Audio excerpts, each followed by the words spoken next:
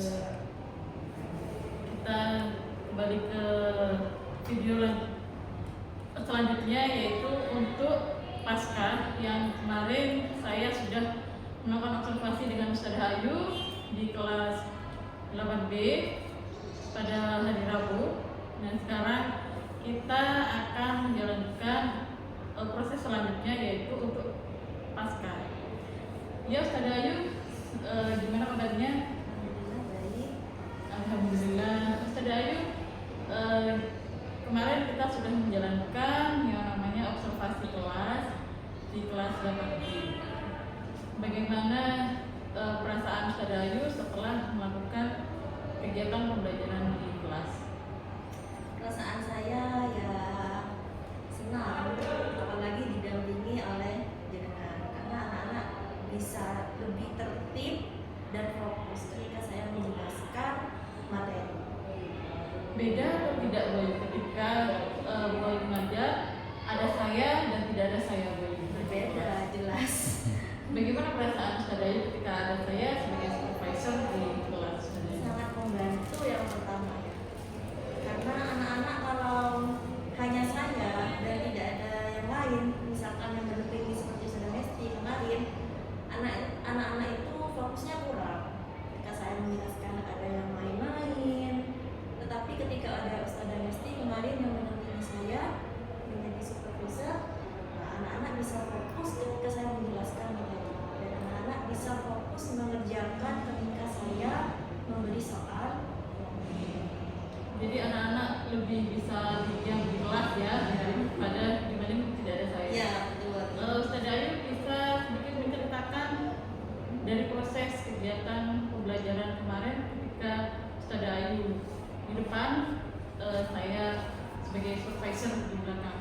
Ya, kemarin itu saya mengajar kelas 8B dengan materi teks LHO, laporan hasil observasi, di mana anak-anak nantinya akan bisa menciptakan teks laporan hasil observasi sendiri. Tetapi awalnya saya menjelaskan dulu apa itu teks LHO, terus tujuannya apa, ciri-cirinya seperti apa, dan strukturnya apa saja, sebagai pedoman nantinya ketika saya menyuruh anak-anak untuk membuat teks laporan hasil observasi secara individu. Tetapi sebelum anak-anak mengerjakan tugas secara individu, kemarin saya membuat berkelompok dulu. Artinya setelah berkelompok, anak-anak bisa menciptakan teks LHO itu sendiri.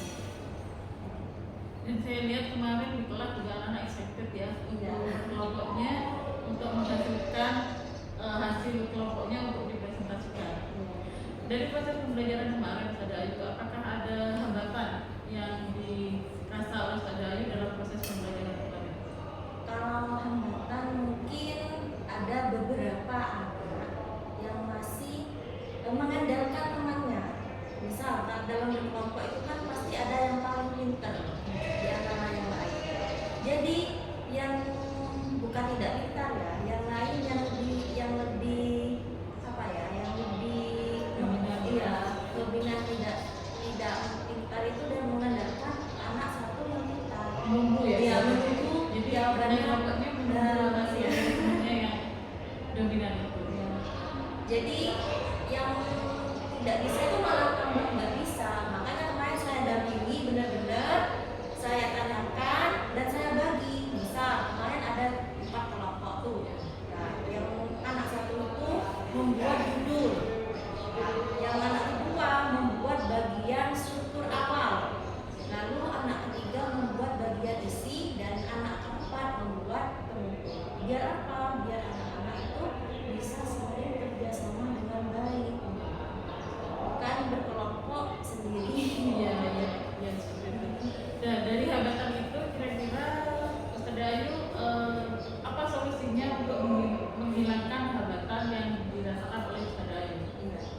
Mungkin untuk kerja kelompok nantinya anak-anak itu perlu memang untuk didampingi secara berkala, didatangi gitu loh Bu. Nah, yang misalkan kelompok 1 ditanya sudah apa belum